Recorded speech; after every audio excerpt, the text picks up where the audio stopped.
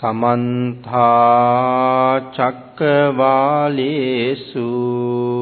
अत्रा गच्छन्तु देवता सद्धम्मं मुनिराजस्स सुनन्तु सग्ग मोक्खदं धम्मස්සවන कालो अयं बदन्ता धम्मස්සවන कालो अयं बदन्ता धम्मස්සවන कालो अयं बदन्ता नमो तस्स भगवतो अरहतो सब्ब धम्मेषु अपटिहत ज्ञानचारस्स दस बलधरस्स चतुवेशारज्य विशारदस्स सब्ब सत्तुत्तमस्स धम्मिस्सरस्स धम्मराजस्स धम्मस्सामिस्स तथागतस्स सब्बඤුනෝ सम्मा सम्बुද්දස්ස नमो तस्स भगवतो अरहतो सब्ब धम्मेषु अपटिहत ज्ञानचारस्स दस बलधरस्स चतुवेशारज्य विशारदस्स सब्ब सत्तुत्तमस्स धम्मिस्सरस्स धम्मराजस्स धम्मस्सामिस्स तथागतस्स सब्बඤුනෝ सम्मा सम्बुද්දස්ස नमो तस्स भगवतो अरहतो सब्ब धम्मेषु अपटिहत ज्ञानचारस्स दस बलधरस्स चतुवेशारज्य विशारदस्स सब्ब सत्तुत्तमस्स धम्मिस्सरस्स धम्मराजस्स धम्मस्सामिस्स तथागतस्स सब्बඤුනෝ सम्मा सम्बुද්දස්ස ऐतिहासिक नाविන්න රාජමහා විහාරාධිපති අති ගෞරවනීය අපේ නායක මාහිමිපාණන් වහන්සේ වරප්‍රමුඛ විහාරස්ථානයේ වැඩ වාසය කරන ගෞරවනීය මහා සංඝරත්නය සියලු දෙනා වහන්සේගෙන්ම අවසරයි අද ධර්ම දේශනා පින්කමේ දායකත්වයේ දරන සත්පුරුෂ දායක පින්වත් පිරිස මේ උතුම් ධර්ම දේශනා වැඩසටහන් මාලාව චක්කුම් උදපාදි නමින් සංවිධානය කරන අපේ හේමක ඩයස් මැතිතුමා ඒ වගේ මේ සඳහා නොඑක් ආකාරයෙන් සහයෝගය ලබා දෙන මේ ධර්මසිරි පියාණන් ඇතුළු සද්ධර්ම ශ්‍රවණය කරන්න සූදානම් වෙන කාරුණික ගුණගරුක බෞද්ධ පින්නතුනි බොහෝම ශ්‍රද්ධාවෙන් යුක්තව මේ සියලු දෙනාම අදත් සූදානම් වෙන්නේ ලෞතර බුදුරජාණන් වහන්සේ දේශනා කොට වදාළ අති උතුම් ධර්මයෙන් තවත් සුළු කොටසක් දේශනා කරවගෙන ධර්ම ගෞරවයේ පෙරදරි කරගෙන ධර්ම ශ්‍රවණය කරන්න. පින්නතනි අපි පහුගිය මාසේ චක්කුම් උදපාදි ධර්ම දේශනා මාලාවේදී සාකච්ඡා කරන්න යෙදුනේ අංගුත්තර නිකායේ ජානුස්සෝනි කියන සූත්‍ර දේශනාවේ කොටසක්. අපිට මේ දේශනාවෙන් තවත් කොටසක් සාකච්ඡා කරන්න ඉතුරු වුණ නිසා අපි එහි ඉතුරු කොටස තමයි අද සාකච්ඡා කරන්න බලාපොරොත්තු වෙන්නේ. එහෙමනම් අපි පහුගිය දේශනාව නිමා කළ තැන නැවත වතාවක් ආවර්ජනය කළොත් මේ ජානුස්සෝනි කියන බ්‍රාහ්මණයා බුදුරජාණන් වහන්සේගෙන් ඇහුවා ස්වාමීනි අපේ මියගිය ඥාතීන්ට පින් දුන්නාම ඒ අයට පින් ලැබෙන්නේ කොහොමද කියන කාරණාව මුල් කරගෙන තමයි මේ දේශනාව කළේ. අන්තිමට බ්‍රාහ්මණයා ඇහුවා ස්වාමීනි අපේ ඥාතීන් පින් ගන්න එළඹුණේ නැත්තම් ඒ පින කාට අයිති වෙනවද කියලා. භාග්‍යතුන් වහන්සේ සඳහන් කළා එහෙම නොඑළඹෙන කෙනෙක් නම් නැහැ කියලා. නමුත් බ්‍රාහ්මණයා නැවත නැවතත් ප්‍රශ්න කළා. අනාදිමත් කාලයක් සංසාරේ പ്രേත ලෝකවල ඉපදිලා පින් බලාපොරොත්තු වෙන අයගේ අඩුවක් නැහැ කියලා බුදුරජාණන් වහන්සේ සඳහන් කළා. ඊළඟට අපි මතක් කළා අපේ ඥාතීන්ට පින් අනුමෝදන් කරනකොට නිවෙස් වල පින් අනුමෝදන් කරන්න හොඳ නැද්ද? සමහර අයගේ එහෙම මතයක් තියෙනවා. නමුත් බුදුරජාණන් වහන්සේ එහෙම කාරණාවක් දේශනා කරලා නැහැ කියලා අපි පහුගිය ධර්ම දේශනාව නිමා කළා. අපි අද එතන ඉඳලා ඉදිරියට ධර්ම දේශනාව පවත්වමු. පින්තුනේ නිවසේ අපේ ඥාතීන්ට පින් අනුමෝදන් කරන්න එපා කියලා කාරණාව බුදුරජාණන් වහන්සේ දේශනා කරලා නැති නිසා නමුත් අපි එහෙම කල්පනාවකට යනවා නම් ඒක අයිති වෙන්නේ මිත්‍යා දෘෂ්ටි ගණයට. භාග්‍යතුන් වහන්සේගේ දේශනාවක් නැත්තම් අපිට තීරණය කරන්න පුළුවන් කමක් නැහැ. මිත්‍යා දිට්ඨිකෝ හෝති. ඒ කියන ගණයට අපිත් අයිති වෙනවා. මිත්‍යා දෘෂ්ටිකෝ කියලා කියහම අපි හිතාගෙන ඉන්නේ වෙනමම පිරිසක් ගැනනේ.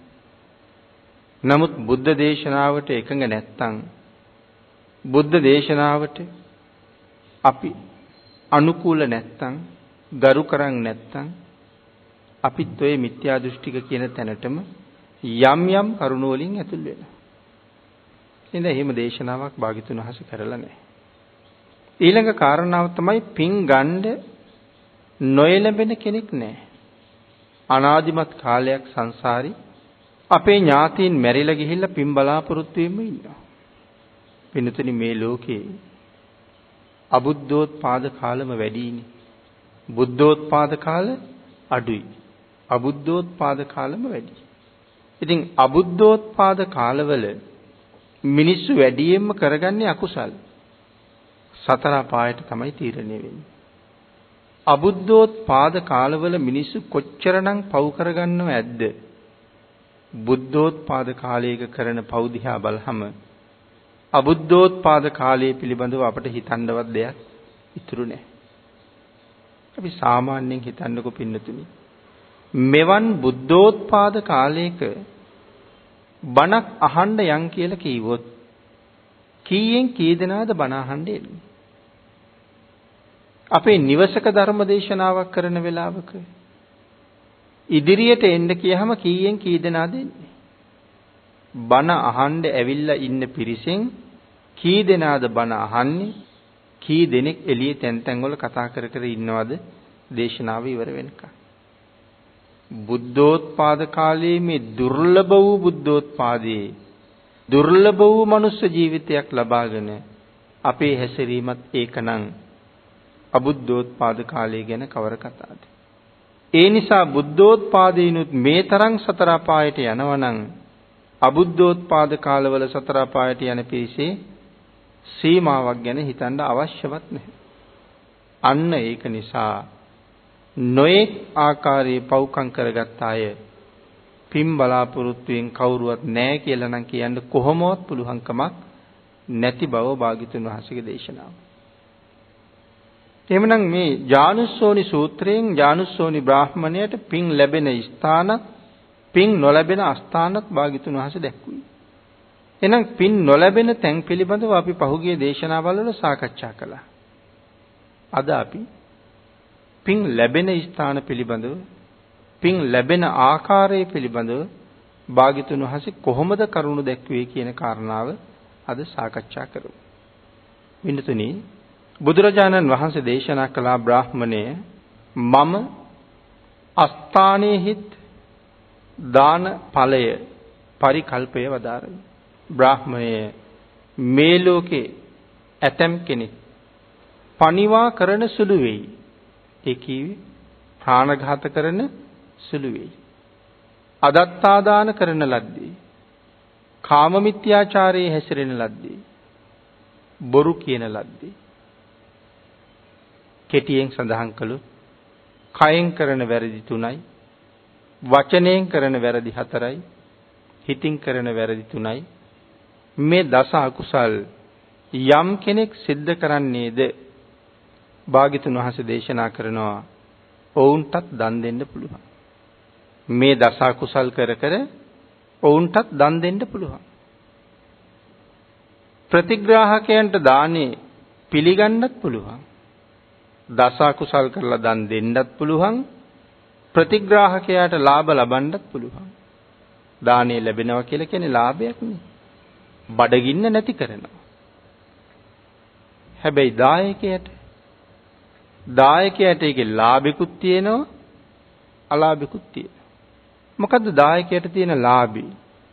ලාභي තමයි උපදින තැන ආහාර පාන ආදී කිසි දෙයක අඩුවක් නැතුව යනවා. ඒක ලාභය. නමුත් දස අකුසලයෙන් යුක්ත නිසා උපදින තැන සුගතියක් නෙමෙයි වෙනවා. දන් දෙන නිසා ආහාර හිග නැතුව යනවා. නමුත් උපදින තැන සුගතියක් නෙවෙයි වෙනවා.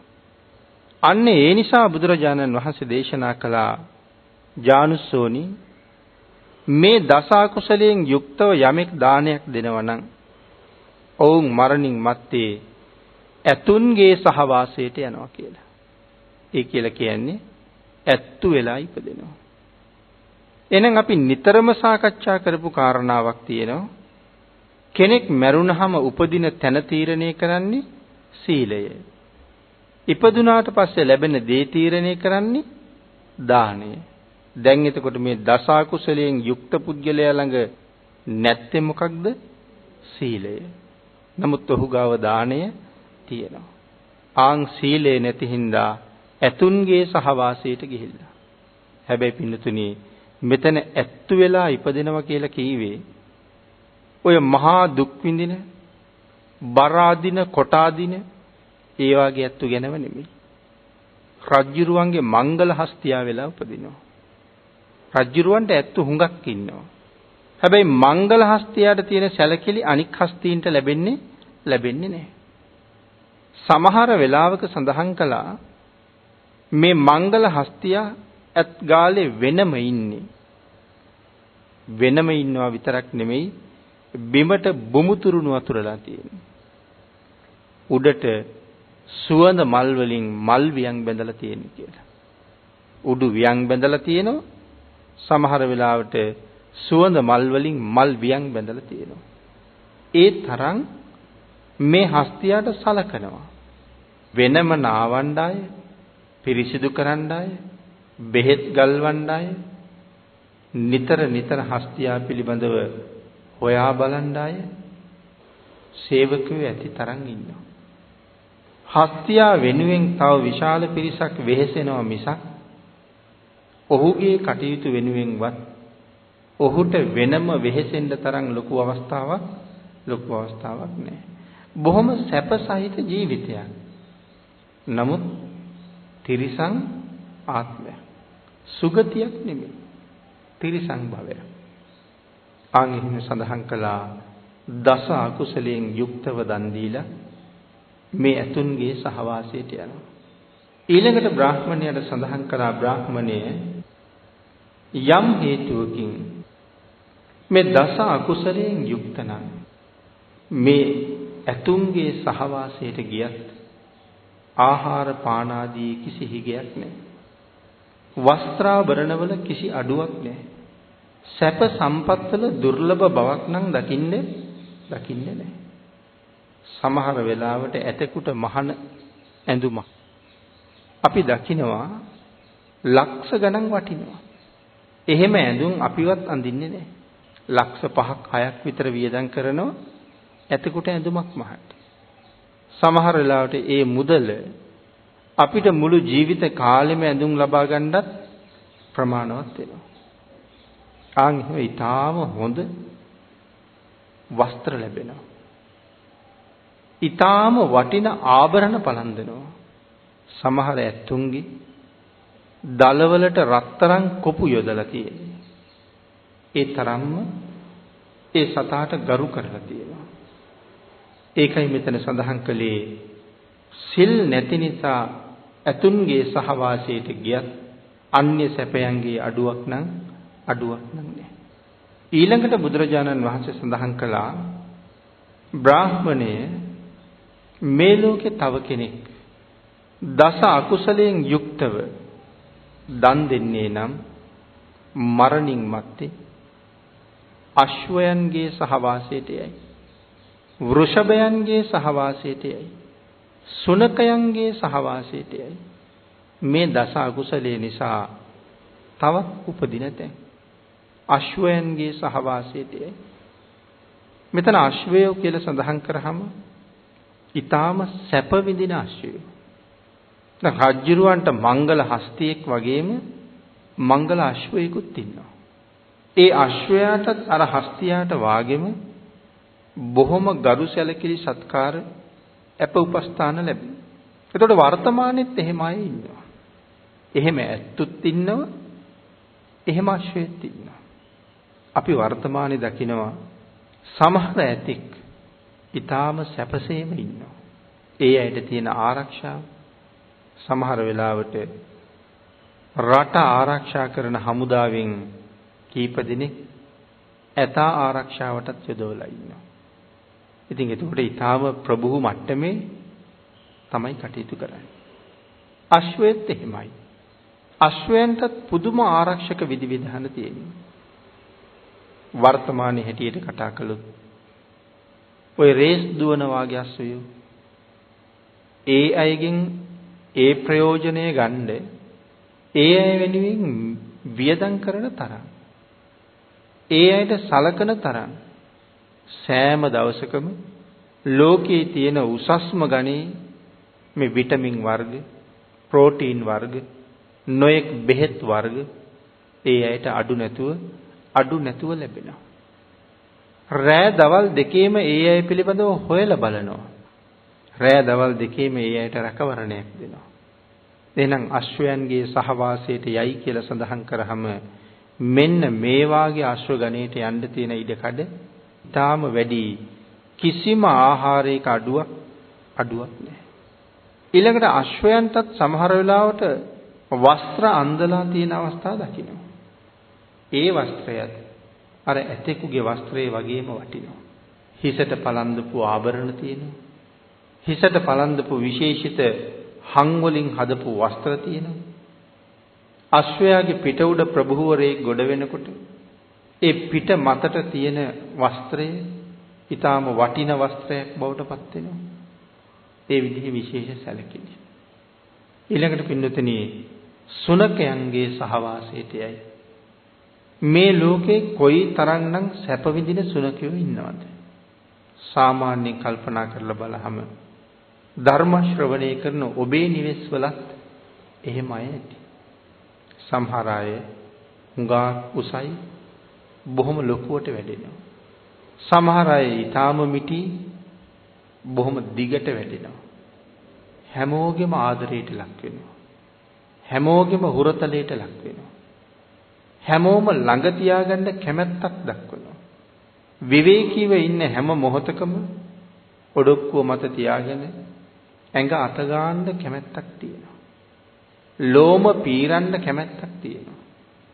බෙල්ල යට අත ගන්නකොට, බඩ යටින් අත ගන්නකොට ඒ සතාට සනීපෙට නිින්ද යන නිසා දරුවෙක් නලවනවා වගේ නිදි කරන අවස්ථාවක් තියෙනවා. මල පහ කරාම අරන් දාන අවස්ථාවක් තියෙනවා. ඉතින් දරුවෙකුට වගේ පුදුම සැපයක්. සමහර සුනකයන්ට යාන වාහනක් තියෙනවා. ඒ තියෙන්නේ හරි වටින යාන වාහන. එතකොට මේ කවුද?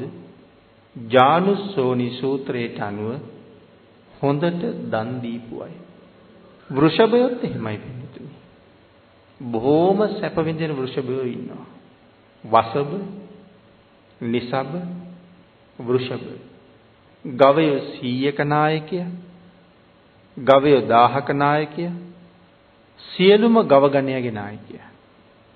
මේ ගවයන්ගේ නායකයෝ වසභ, නිසභ, වෘෂභ. එහෙම සඳහන් කරලා තියෙනවා. සඳහන් කරනවා මේ නායක ගවයෙක් සමහර වෙලාවට පාරට ඇවිල්ලා පාර හරහා හිටගත්තොත් වෙන කිසිම පුජ්‍යලයකට කිසිම හේතුවක් මත ඔහු පාරෙන් ඉවත් කරන්න බෑ කියලා. Tamanටම හිතිලා පාරෙන් ඉවත් වෙලා යනකම් අපිට උනත් බලාගෙන ඉන්න සිද්ධ වෙනවා. ඒ තරම් ලොකු තේජාන්විත බවක් තියෙනවා. සැලකිලි සත්කාරත් එහෙමයි. එහෙමනම් සීලේ අඩුපාඩුව නිසා මෙවන් තැන්වල ඉපදෙන්න පුළුවන්. එහෙම තැනක ඉපදුනත් බොහොම උසස් සැප විපාක ලැබෙන බවයි මේ සඳහන් කරලා තියෙන්නේ. ඊළඟට බුදුරජාණන් වහන්සේ නැවත වතාවක් ජානුසෝනි බ්‍රාහ්මණයට සඳහන් කරනවා බ්‍රාහ්මණය සමහර කෙනෙක් දස අකුසලයෙන් වැළකීලා දස කුසල කර්මපත මත හැසිරීලා ඔවුන් සිල්වත්ව ඉඳගෙන දන් දෙනවා. එහෙම දන් දීලා මිනිස්යන්ගේ සහවාසයට යනවා. සිල්වත්ව ඉඳගෙන දන් දීලා මැරිලා මිනිස්යන්ගේ සහවාසයට යනවා.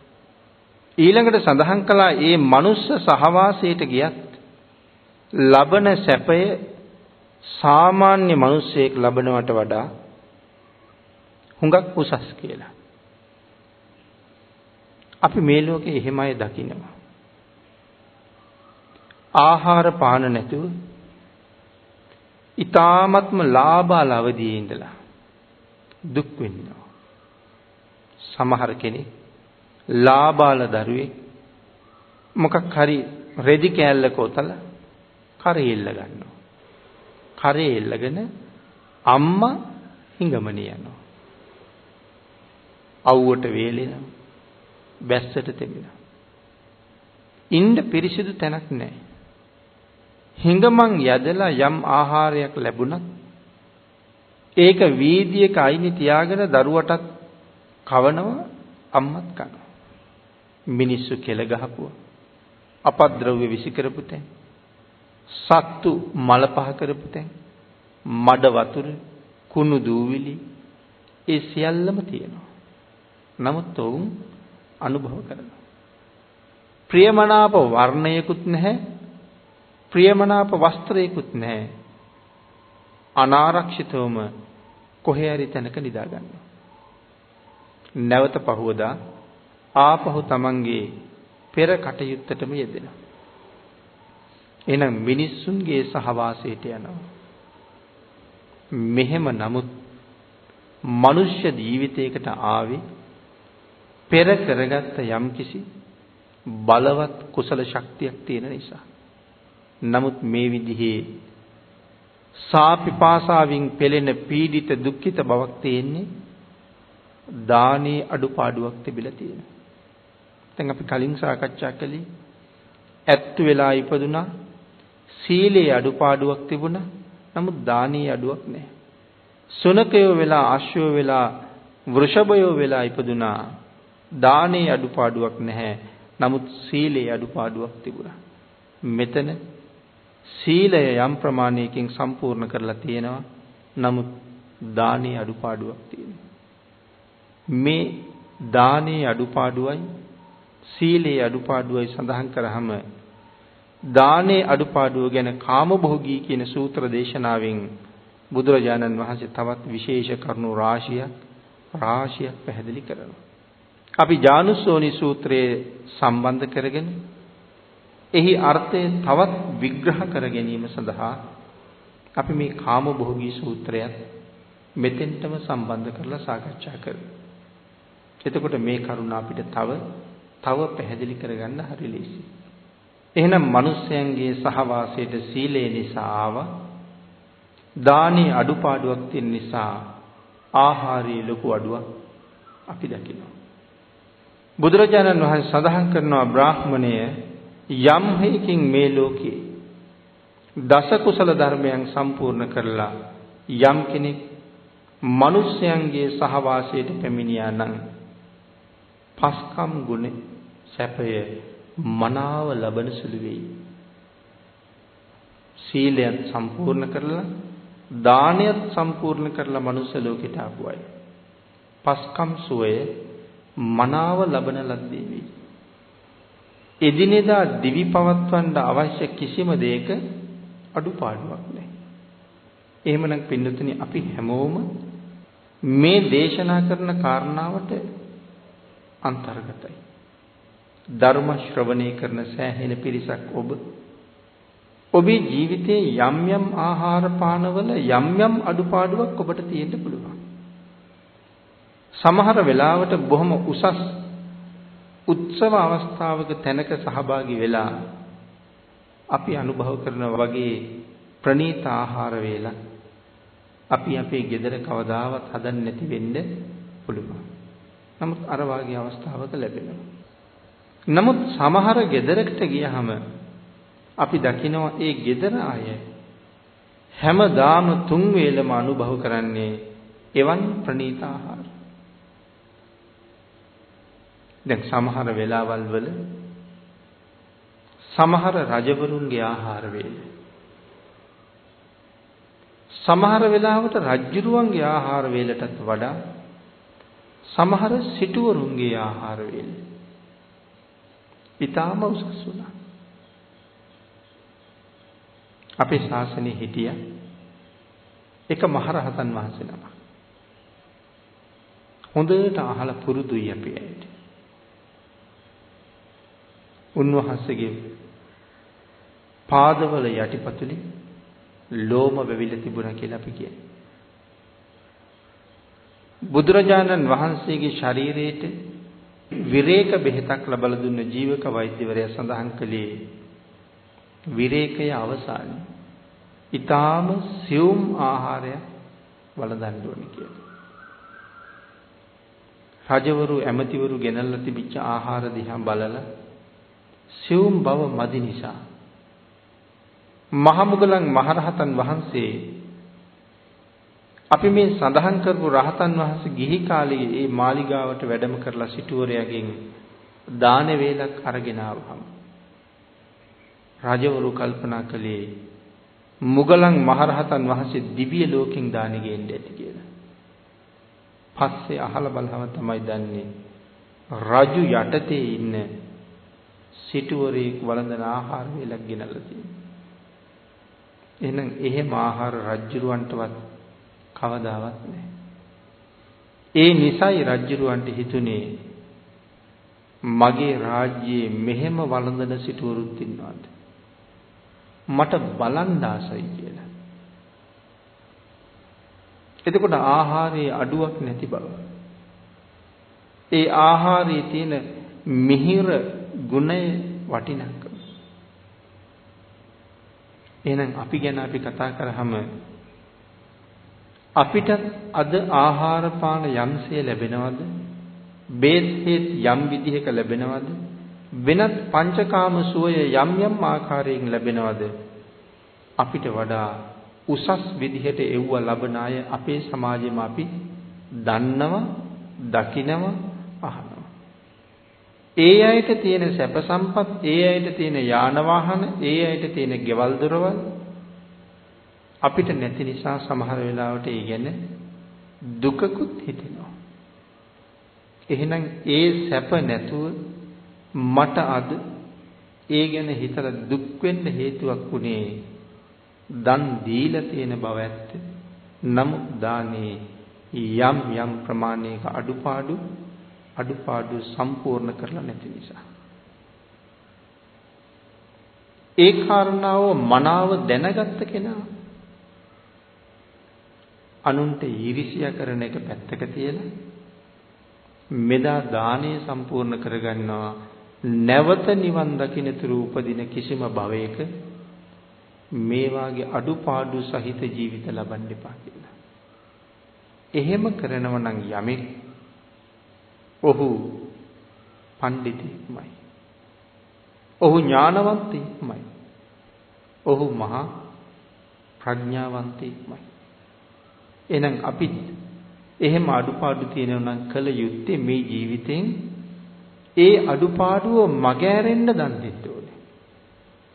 සිලුත් අරගෙන දනුත් දුන්නහම සුගතියක ගිහිල්ලා ඉපදෙන්න පුළුවන්.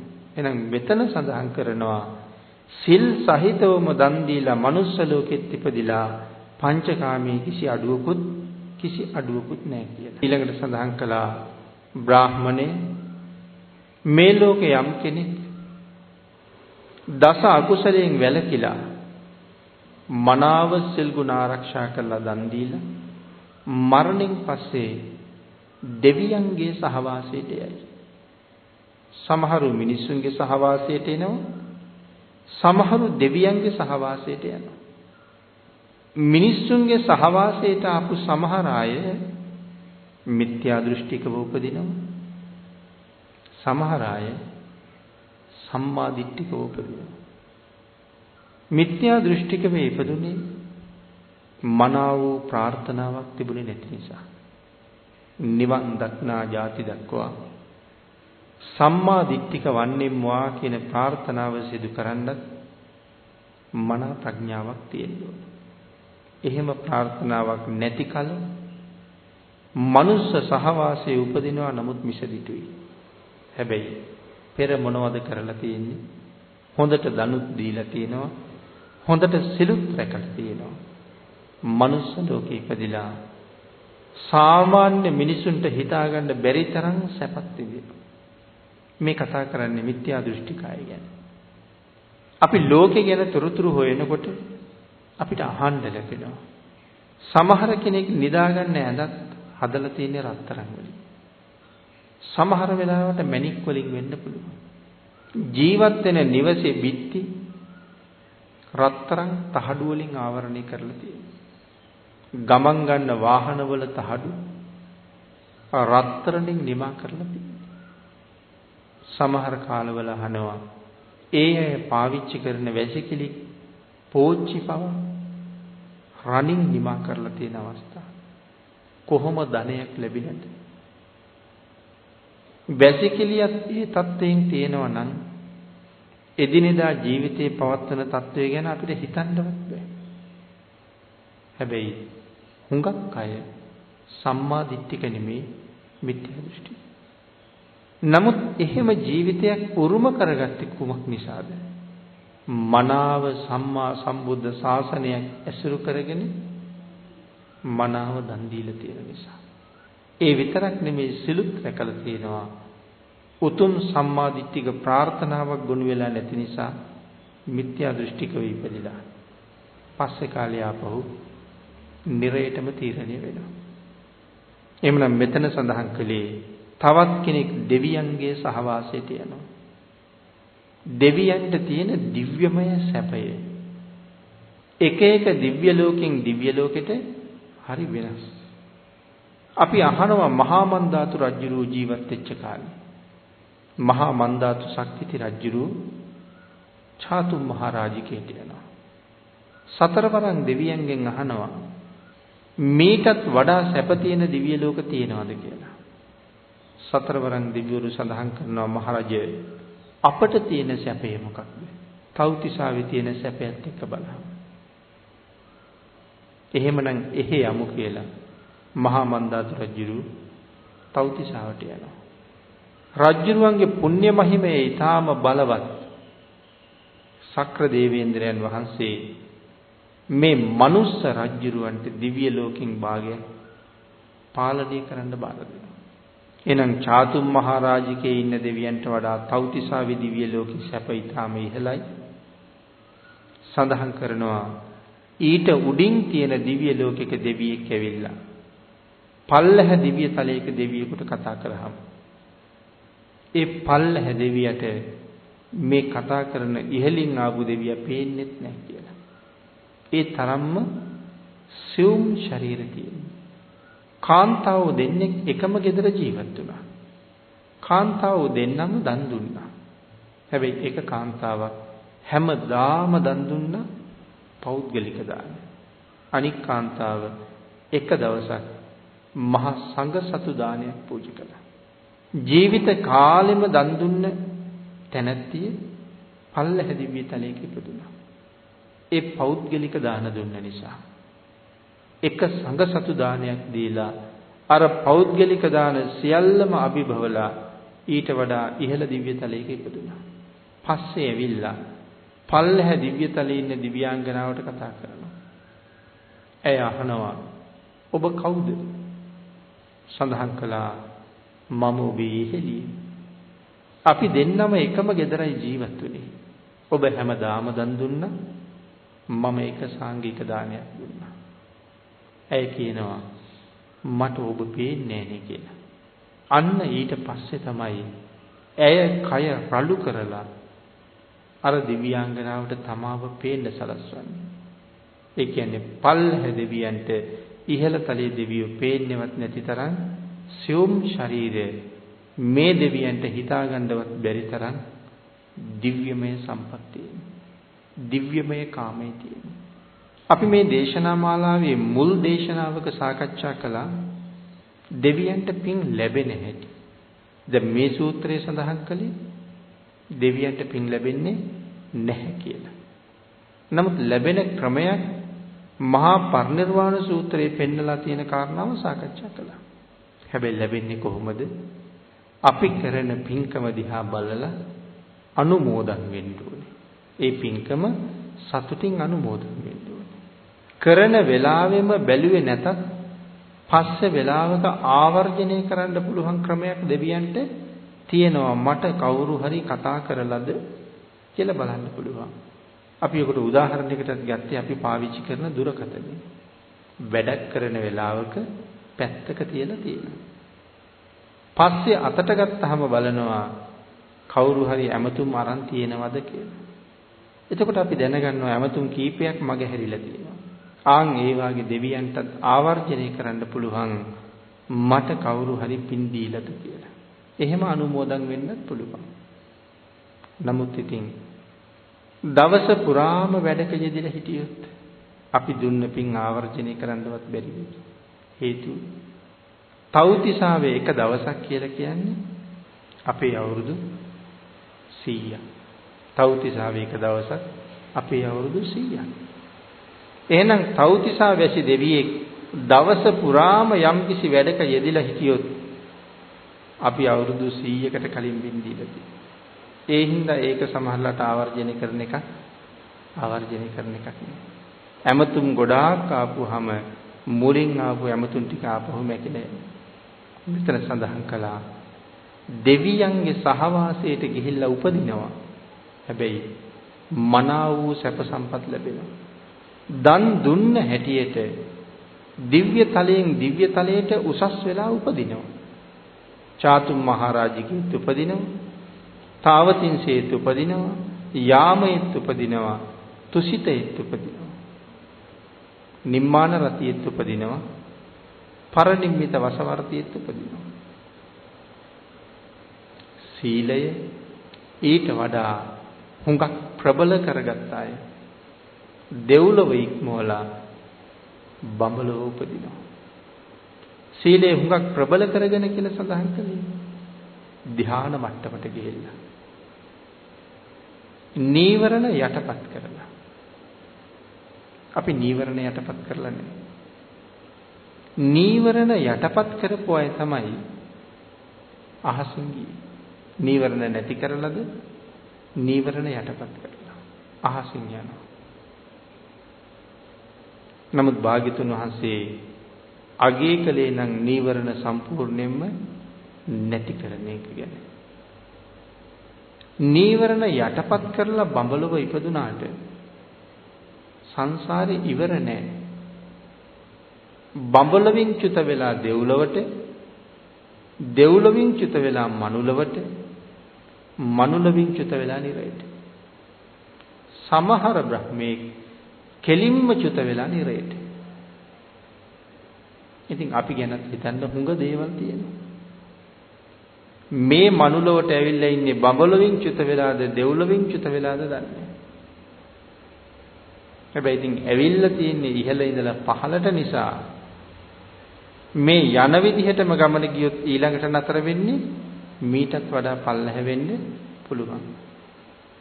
ප්‍රඥාව තියෙන මිනිස්සෙක් මම පහළට බැහැලා බව දැනගෙන වහාම ඉහළට යන්න වැඩ කරනවා. ප්‍රඥාව නැත්තම් මෙතන හොඳයි කියලා හිතෙනවා. ඒ හින්දා පින්කම් කරන්නේ නැහැ. මනුස්ස ලෝකේ මනුස්ස කාමයට ගිජු වෙලා කටයුතු කරනවා. හැබැයි ඔහු මනුස්ස ලෝකයට ආපු තැන තිබිච්ච දිව්‍ය කාමයේ ගැන ඔහුට දැන් වැටහෙනවා නම් ඔහු වහාම උත්සාහ කරන්නේ මෙහෙ ඉන්න නෙමෙයි එහෙට. එහෙම සැප විඳින දෙවියෙකුට මනුලව හරියට අසුචි වලක් වගේ. එහෙනම් අපි උත්සාහ කළ යුත්තේ ආපහු පහළට නොයා නැවත ඉහළට යන්න. එහෙනම් දානයේ හැටියට දෙවියන්ගේ සැපය දෙව්තලයෙන් දෙව්තලයට ඉහළයි. මේ කරුණ වලින් මනාව තහවුරු වෙන්නේ දානය නම් මේ ලෝකේ කොයිතරම් වටිනවද කියන කාරණාව. ඊළඟට බුදුරජාණන් වහන්සේ සඳහන් කළා බ්‍රාහ්මණය යම් හේකින් මේ ලෝකේ ඇතමෙක් දස අකුසලයෙන් වළකින්නේ නම්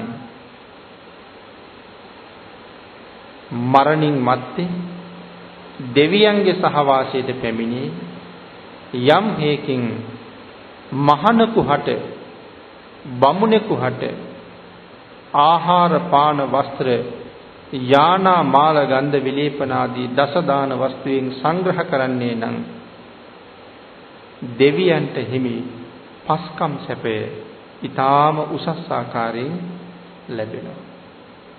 දෙවියන්ගේ සහවාසයට ගියත් පංචකාමයේ ඊටාම ඉහළයි කියන එකයි මේ ප්‍රකාශ කරන්නේ.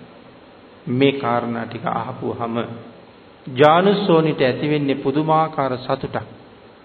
ජානුස්සෝනි බ්‍රාහ්මණයා බවත් ගෞතමයන් වහන්සේ ආශ්චර්යයි. අච්චරියං බෝ ගෝතම අභූතං බෝ ගෝතම ආශ්චර්යයි ගෞතමයන් වහන්සේ. අභූතයි ආශ්චර්යයන් වහන්සේ. සඳහන් කරනවා පින්වත් ගෞතමයන් වහන්සේ යම් දානයේ කිලා දායකද අනිෂ්ඵල වේ. දන් දීම නිසිමැයි ශ්‍රද්ධා කිරීම නිසිමැයි. මොන දානේ පූජා කළත් කාට දන් දුන්නත් දායකයාට ඒක අනිෂ්ඵලයි. ඒ අනිෂ්ඵලයි කියලා කියන්නේ දායකයා කෙරෙහි අනිවාර්යයෙන්ම පිහිටලා තියෙනවා. නිෂ්ඵලයි නෙමේ අනිෂ්ඵලයි. මියගිය ඥාතියා පින් ගත්තත් දන් දුන්න දායකයාට පිනේ අඩුවක් නැහැ. කිසියම් හේතුවකින් මියගිය ඥාතියෝ පින් නොගත්තත් දායකයාට ඒ පිනේ අඩුවක් වෙන්නේ නැහැ. නමුත් පින් දෙන්න පින මහත්ඵලයි පින් වැඩි වෙනවා කියන කාරණාව අපි පහුගිය දේශනාවේ සාකච්ඡා කළා. පත්ති දාන පත්තානුමෝදන. අපි රැස් කරගත්ත කුසල් තව කෙනෙකුට අනුමෝදන් කරන එක පත්ති දානයයි. පින් දුන්න කෙනා පින අනුමෝදන් වෙන එක පත්තානුමෝදනාවයි. එහෙනම් ඒ කාරණාවම මෙතන නැවත වතාවක් සඳහන් කරනවා. දානය කොහොම දුන්නත් ඒක දායකයාට අනිෂ්ඵලයි කියලා. බ්‍රාහ්මණය මේ කරුණ එසේමයි. බ්‍රාහ්මණය දායකයාද මනා කුසලයක් ලබනවා කොයිතරම් දන් දීලා පින් අනුමෝදන් කළා. කොච්චර පින් දුන්නත් දායකයා මහත්ඵල ලබනවා. බවත් ගෞතමයන් වහන්සේ ඊ타ම මැනවි ආශ්චර්යයි ස්වාමීනි අද්භූතයි ස්වාමීනි. ගෞතමයන් වහන්සේ අද පටන් දිවි හිමියෙන් මම බුදුන් සරණ ගිය උපාසකයෙක්සේ සලකන සේක්වා කියලා බුදුරජාණන් වහන්සේගෙන් ඉල්ලීමක් කළා. ජානුස්සෝනි නැමැති මිත්‍යා දෘෂ්ටික බ්‍රාහ්මණයෙකුගේ මිත්‍යා දෘෂ්ටිය බිඳහැරලන්නයි අපේ බුදුරජාණන් වහන්සේ මේ දේශනාව ගෙනහැර දැක්වී. මිත්‍යා දෘෂ්ටියෙන් මිදිච්ච දානුස්සෝනි බ්‍රාහ්මණයා බුදුරජාණන් වහන්සේ සරණ ගියපු ශ්‍රේෂ්ඨ ශ්‍රාවකෙක් බවට පත් වෙලා භාග්‍යතුන් වහන්සේගේ කරුණ දැක්වීම තුළ ඊටාම සතුටින් ධර්ම කාරණාව පිළිගත්තා. බුදුරජාණන් වහන්සේගේ ධර්ම දේශනාවේ අති සුවිශේෂී බවක් තියෙනවා. මොකක්ද ඒ සුවිශේෂී බව? තමන් වහන්සේ සමග තර්ක කරන්න එළඹුණත් යමෙක් බුදුරජාණන් වහන්සේ ඔහු ගැන කේන්ති ගත්තද? බුදුවරුන්ට කොහෙන්ද කේන්ති එන්නේ? මෛත්‍රියම පිරීලා ඉතිරෙනවා. ඒක නිසා මොනවා කියාගෙන ආවත් භාග්‍යතුන් වහන්සේ නෙමෙයි සැලෙන්නේ. සමහර අය ආවේ බෙල්ල පුරාම වැවිච්ච මහ ලෝම තියෙන එළුවෙකුගේ ලෝම වලින් අල්ලලා හෙලෙව්වොත් එළුව කොහොම හෙලවෙනවද? අද ශ්‍රමණ බවත් ගෞතමයා වාදයෙන් හොලවනවා කියලා. නමුත් භාග්‍යතුන් වහන්සේට කලකිරීමක් තිබුණද? ද්වේෂයක් උපදිනවද? ඔහු ගැන මහ කරුණාවක්මයි උපදින්නේ. අන්න ඒක නිසා මනාවම භාග්‍යතුන් වහන්සේම කරුණු දක්වනවා. දේශනාව තුළ කරුණු දක්වනවා. කරුණු දක්ව ඔවුන් සතුටු කරවනවා. මේකත් හරිනේ. මේකත් හරිනේ. මේ කාරණාවත් හරිනේ. බලහම ඒ දේශනාවේ වැරදුන තැනක් ඇත්තෙම නෑනේ. Taman ගෙනාපු මිත්‍යා දෘෂ්ටික මතයට ඉඩක් ඇත්තෙම නෑනේ. කරුණෙන් කරුණ දක්ව පැහැදිලි කරන්න ඔවුන්ට ඇති වෙන්නේ සතුටක්. එහෙනම් කරුණු දක්වනවා, සතුටු කරවනවා. දැන් ඔහු සතුටුයි කාරණාව ගැන සතුටු වෙච්ච ඔහු සමාදම් කරවන්න හරි ලේසි. කරුණු දක්වනවා, සතුටු කරවනවා, සමාදම් කරවනවා. මිත්‍යා දෘෂ්ටි ගිලගත්ත බමුණු එයින් පස්සේ භාග්‍යතුන් වහන්සේ ළඟ මගපල ලැබුණා. සමහර අය පැවිදි වෙලා රහත්ම වුණා. මිත්‍යා දෘෂ්ටි අරන් ආපු අය කී දෙනෙක් සංසාරයෙන් මිදුණාද? කී දෙනෙක් ආර්ය ශ්‍රාවක බවට පත් වුණාද?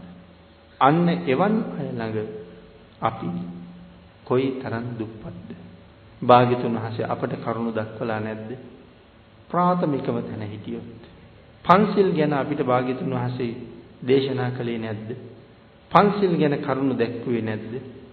සිල්වල තියෙන ආනිසංස දේශනා කළේ නැද්ද? සීලයේ තියෙන විපාකය දේශනා කළේ නැද්ද? සිල් නැත්තම් ලැබෙන විපාකය ඒකත් දේශනා කළා. ප්‍රාණඝාත කරන්නේද නිරේ උපදී. නැවත මනුස්ස ලෝකෙට නැත්තම් සත්ත්ව ලෝකෙට ආවහම තමන් ප්‍රාණඝාතය කරපු හැටියට විපාක ලැබේ. එක අල්පායුෂ්ක වෙයි, අනික බෙල්ල කැපුවනම් බෙල්ල කපාගෙනයි අල්පායුෂ්ක වෙන්නේ. පිහියෙන් එන්නනම් පිහියෙන් ඇනිලයි අල්පායුෂ්ක වෙන්නේ. පුච්චලා මැරුවනම් ගිනි අරගෙන මැරිලයි අල්පායුෂ්ක වෙන්නේ. එල්ලලා මැරුවනම් බෙල්ල හිර වෙලයි අල්පායුෂ්ක වෙන්නේ. දියේ ගිල්ලවල මැරුවනම් දියේ ගිල්ලයි අල්පායුෂ්ක වෙන්නේ. කරුණු මනාව භාග්‍යතුන් වහන්සේ දැක්කුවා. එහි සුගතිගාමී ඵලයයි දුගතිගාමී ඵලයයි දෙකමත් දැක්කුවා. එhmenan සිල්පදෙත් සමාදන් කෙරෙව්වා. ඒ පිළිබඳව කරුණුත් මනාව දැක්කුවා.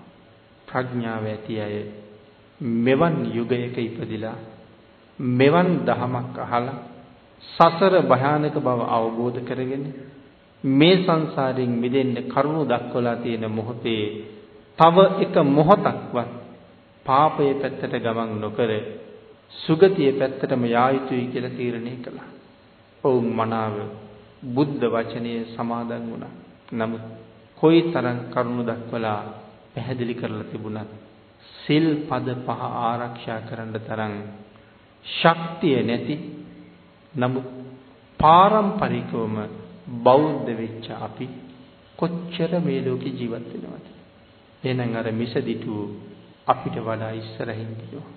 පරම්පරාවෙන්ම භාග්‍යතුන් වහන්සේගේ ශ්‍රාවක වෙච්ච නිසා අපිට ඒකේ අගේ නැතුවද අපි මෙහෙම කටයුතු කරන්න කියලා ආපහු සැරයක් අපි ගැන හිතලා බලන්න ඕනේ. ජානුස්සෝනි භාග්‍යතුන් වහන්සේගේ ශ්‍රාවකයෙක් බවට පත් වෙලා මනාව ධර්ම අවබෝධය ලැබුවා. එහෙමනම් පින්නතේ ජානුස්සෝනි සූත්‍රයේ භාග්‍යතුන් වහන්සේ මේ විදිහට කරුණු දක්වලා නිමා කළත් අපි සඳහන් කළා මෙහි කරුණු තවත් තේරුම් ගන්න. මේ අංගුත්තර නිකායේ දසක නිපාතයේම සඳහන් වන කාමභෝගී සූත්‍රයත් අපිට හරි වටින බව. අපි මේ පිළිබඳව තවත් කරුණු ටිකක් පැහැදිලි කරගන්න ගමන් කාමභෝගී සූත්‍රයත් සාකච්ඡා කරමු. එතකොට දාන ඵලය අපිට තව තහවුරු වෙනවා.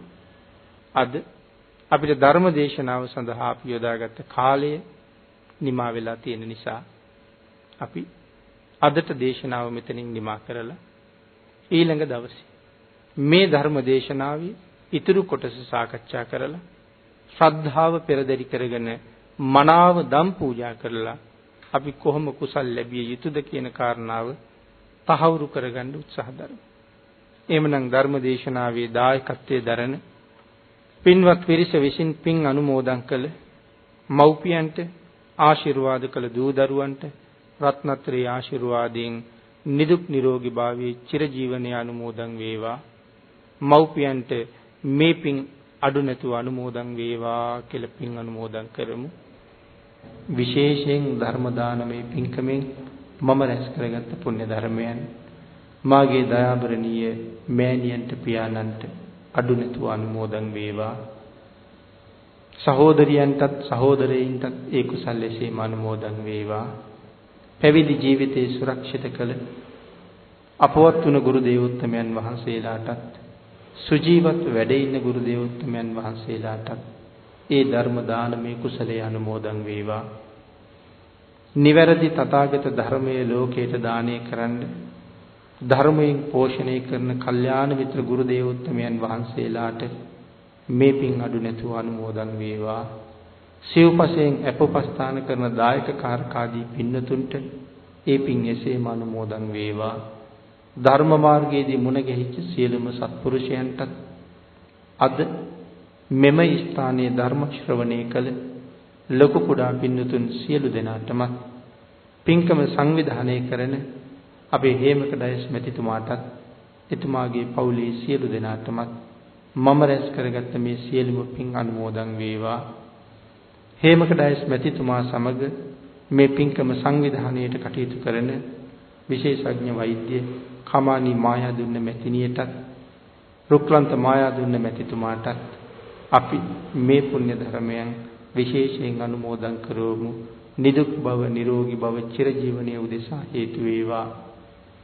පින් අනුමෝදන් කළ සියලු දෙනාටම ඊ타ම ඉක්මන් භවයක ඊ타මත්ම කෙටි කාලයකින් සැප සහිත ප්‍රතිපදාවෙන් උතුම් චතුරාර්ය සත්‍ය ධර්ම අවබෝධයට මේ කුසල් පාරමිතාවක් වේවා කියලා ප්‍රාර්ථනා කරන අතර නාවින්න රාජමහා විහාරාධිපති අතිගෞරවනීය අපේ නායක මාහිමිපාණන් වහන්සේටත් අනිකුත් අපේ ස්වාමින් වහන්සේලා සියලු දෙනාටමත් මේ පින් අනුමෝදන් වේවා.